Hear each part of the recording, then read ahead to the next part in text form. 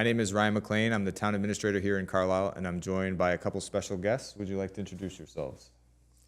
I'm James Cataccio, Chair of the Finance Committee. I'm Kelly Byer, Town Accountant.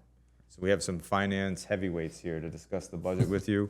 Today we're going to talk about the operating budget warrant article. It's one of the most popular articles because it deals with the budget, something most people understand and are interested in. Town meeting voters will be asked to consider this article on May 18th at 6 p.m. in the court auditorium of the Carlisle Public Schools. So we hope you'll join us. First, I want to talk about how the budget is developed. So it's a year-long process. It's not something that just ends with a document or a spreadsheet. So James, you want to talk us through how you'd like to see the budget developed as the chair of the Finance Committee? Sure. So we typically start, we have a bit of a summer session. So in between town meeting and September, we'll do some pre-planning. So we'll look at our process, see ways that we can improve.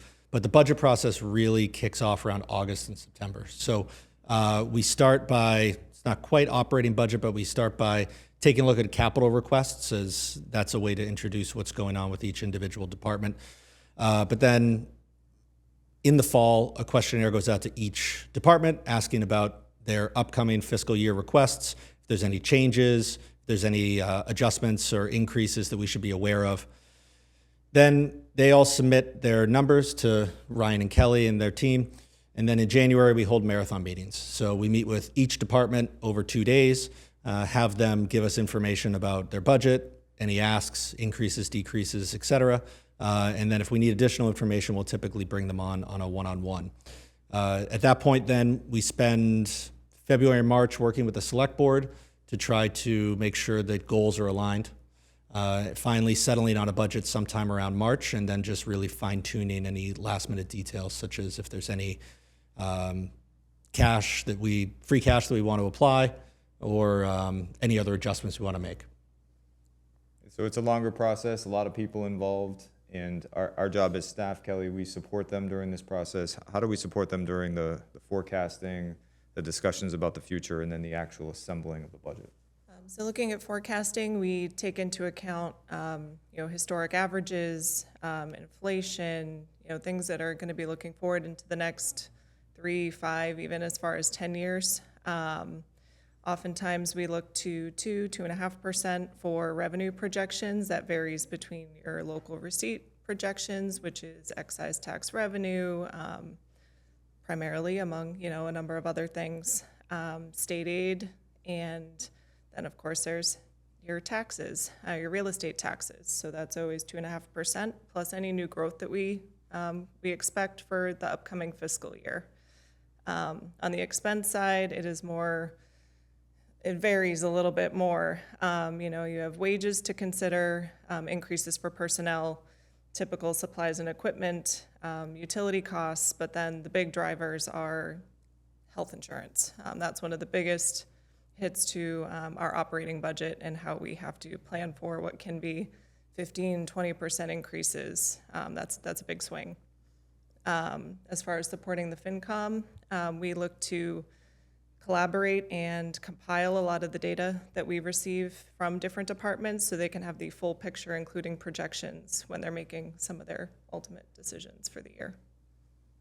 Kelly and our finance staff is heavily involved in these projections. So those historical averages, we pull data and we bring it to the elected and appointed officials so that they have the right information they need to make these decisions. And what you heard when Kelly was talking there is very little new revenue and a lot of new expense. And the way your taxes work, we take the expenses, we subtract out the revenue from other sources besides taxes, and then whatever's left is what becomes the tax base. And this year, the overall budget increased by 5.74%, which is a larger jump than normal. And then your tax bill is projected to increase by about 4.73%, or $872 per average home. The biggest drivers of this are a big shift in the high school assessment. And it wasn't necessarily related to increases in costs, although they're all there. It was an enrollment shift that means Carlisle is paying more this year than it did last year because we have more students as a percentage of the total enrollment. Kelly mentioned health insurance. Health insurance is a big driver in this budget. We're seeing double-digit increases in health insurance, which means we are increasing one of the largest pieces of our budget by a number that we cannot control. And other non-controllables include the retirement assessment. That was 6.34% this year. Additional costs related to inflation in IT expenses or some of that software.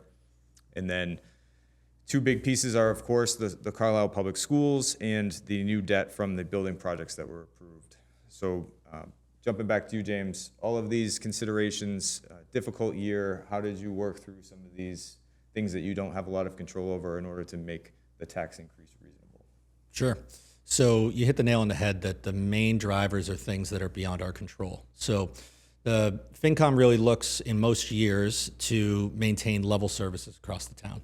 So in looking at the increases, especially early on, we really compared where these drivers were and to make sure that it was level service of the town and not increases. So the operating budget that's being put in front of the town is essentially a level service budget, meaning there's been no major increases in town services.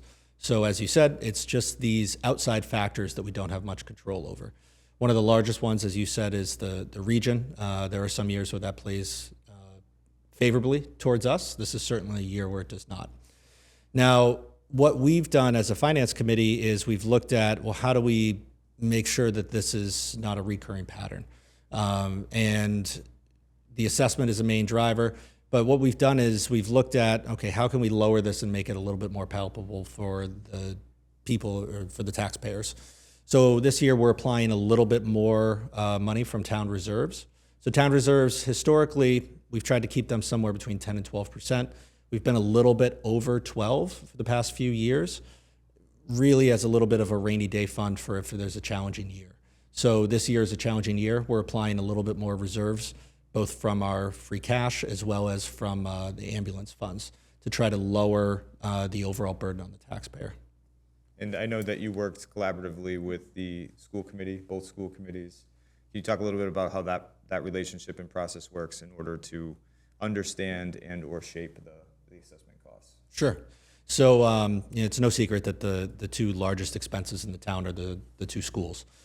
So both schools worked very closely with us. We had a few requests for adjustments or reevaluations of their budget. Both committees worked very closely with us and did end up both adjusting their budgets and lowering their budgets. So I feel that we have a good working relationship with both schools in that regard, and they're willing to understand years that are a bit challenging for the town and take that into consideration. One of the major budget changes we did this year in order to try and make things more efficient was combining the school and town facilities departments. And a lot of work went into that. Kelly, you did a ton of work on that.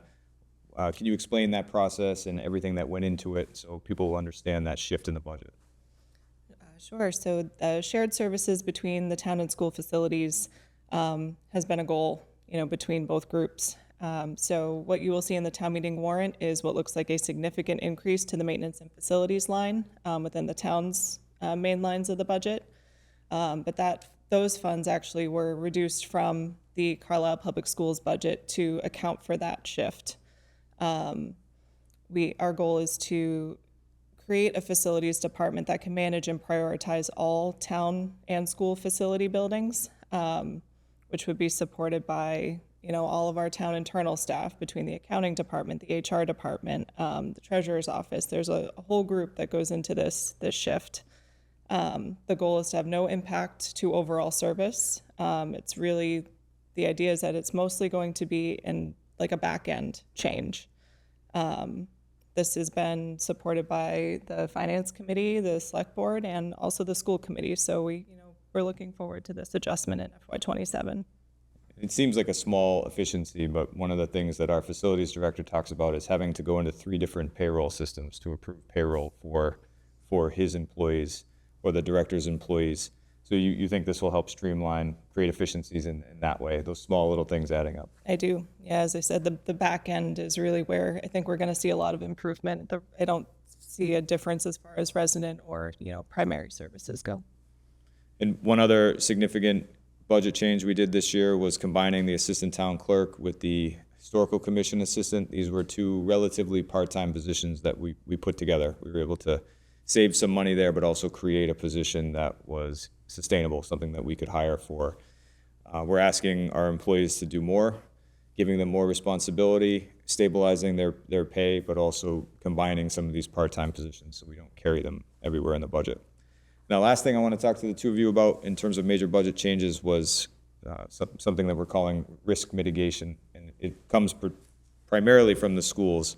So we may or may not have vocational students. We may or may not have students with high costs, worthy high costs, but due to special education needs. Those can be built into the budget because you might or might not have to pay for them. Some years you do, some years you don't, so it does need to be in there. How did the Finance Committee and us as a staff talk about how to make sure that we weren't increasing taxes so much with that risk management, but also making sure we had the funds necessary to complete those services? Yeah, I'll start with that. So one of the projects that came out of, as I mentioned earlier, our summer session and planning was the consolidation of contingency funds. So typically the Finance Committee has access to about $150,000, which is if an emergency or something comes up that's not in the budget, we're able to use that as a lever to pull to not have to go to a town meeting for another vote for these strange one-off things that come up. A number of other departments also carried their own contingency funds. The example that you're using is an out-of-district placement, or there was also a vocational line item as a contingency in the budget. What the Finance Committee felt was most efficient was to consolidate a number of those into one large contingency. This is a risk mitigation strategy, as you said, because the odds of all of these happening at the same time are very minimal. But it's also a way to better streamline the budget. Okay, great. And a big part of our budget discussions this year was debt. As residents know, whether reading the Mosquito or following along with town government, we're looking at some big building projects coming up and some building maintenance that's been deferred over decades. It's all being addressed by the Municipal Facilities Committee as select board goals and communicated to the public. Kelly, you did a lot of work helping us understand all the debt that's coming. I'm sure that was super fun for you. Can you help residents understand all the work that went into making sure that we are managing our debt appropriately?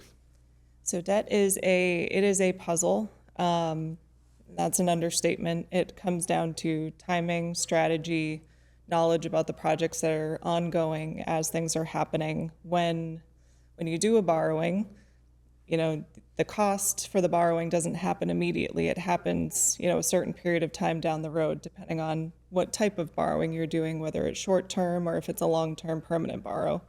All of those things come into play when you're talking about a project. So currently, our existing debt for some recent projects that you'd be familiar with are the police station, the elevator project, and the fire station design. Coming up on the current town meeting is the fire station construction, the DPW design, and the town hall renovation. Yeah, we're calling it rehabilitation renovation. We're not sure which word, but both. Yeah. So those things coming up on the town meeting warrant don't necessarily drive an immediate expense, debt related. So those are things we're projecting out into the upcoming years to help balance where those debt payments are coming from. So current year debt expenses are really for past projects that have already been approved primarily. One unique or a great example is the fire truck that residents approved a couple times a couple years ago. We don't expect to have that truck delivered for 3 years, so we wouldn't pay that right away, right? We have to plan for the future there. Yep. And how do we do that? How do we account for future debt projects and make sure that town officials understand what's coming? Oh, the simplest answer is Excel tracking. There's just there's a calendar, a calendar type setup that I use that is the easiest way to time out when that would actually come on the books. Yeah, it doesn't sound like fun. It's only fun to a municipal nerd, but we sit as a finance team and we discuss, okay, next 10 years, when are we going to need to borrow? What are those costs going to be? And then we present that. And I think it would be important for residents to understand that we don't know what the interest rates are going to be. We don't necessarily know the borrowing years, so we do have to make educated guesses. Yes, absolutely. So debt is a puzzle. I like the way you put that. Kelly deals a lot with debt. All right, and James, you alluded to reserve levels. So reserves are important in municipal finance because you never know what's going to come few years ago, we dealt with COVID. There was a chance that revenue would tank. We wouldn't have enough to fund our government. So you have to have rainy day reserves. But also it helps with bond ratings to make sure that we're getting those low interest rates in the debt projects we're talking about. So reserve levels come up a lot. How did you discuss and manage an appropriate reserve level this year, given all the budget challenges we have? Sure, great question. So as I said, over the past few years, we've been holding reserves just over 12% total. So the range that we've discussed in years past with the select board is to have somewhere between 10 to 12% as what we would consider to be a target healthy reserve level for the town.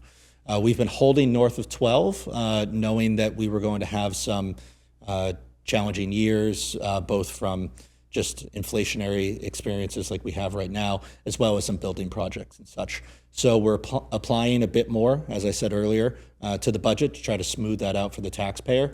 We know that we're still at about 12%, is our current projections. We know in future years that number is probably going to go south of 12% and be somewhere in that 10 to 12% range, but that's exactly the reason that we've kept those reserve levels. All right, so we've thrown a lot of information at you here. We encourage people to go to the town meeting website or the budget information website on my page at the town meeting website in order to view what's coming, a budget book. Kelly's excited to help me put together the budget book. We got graphs in there and information in more detail for those who want to dig into this. But we did want to have this discussion be about the process and how smart people like Kelly and James and everybody who volunteers and works on this budget think about all of these things probably way more than we want to or we should.